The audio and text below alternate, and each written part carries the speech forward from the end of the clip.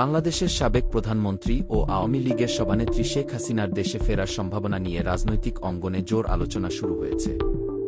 সামাজিক যোগাযোগ মাধ্যমে গুঞ্জন ছড়িয়েছে, আগামী ১৯ এপ্রিল শেখ হাসিনা দেশে ফেরার ঘোষণা দিতে পারেন।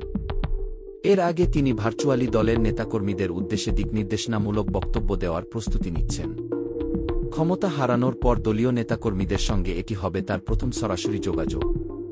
বর্তমানে আওয়ামী লীগের অনেক শীর্ষস্থানীয় নেতা জেলহাজতে বা আত্মগোপনে থাকায় দলের অভ্যন্তরে অসন্তোষ বাড়ছে। সামাজিক যোগাযোগ মাধ্যমে নেতাকর্মীদের মধ্যে সিনিয়র নেতাদের প্রতি ক্ষোভ প্রকাশ পাচ্ছে।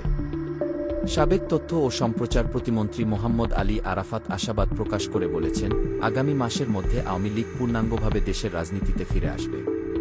শেখ হাসিনার দেশে ফেরার সম্ভাব্য ঘোষণায় তার সমর্থকদের মধ্যে আশার সঞ্চার হয়েছে। অনেকেই মনে করছেন, এই উদ্যোগের মাধ্যমে আওয়ামী লীগ নতুনভাবে ঘুরে দাঁড়ানোর চেষ্টা করবে।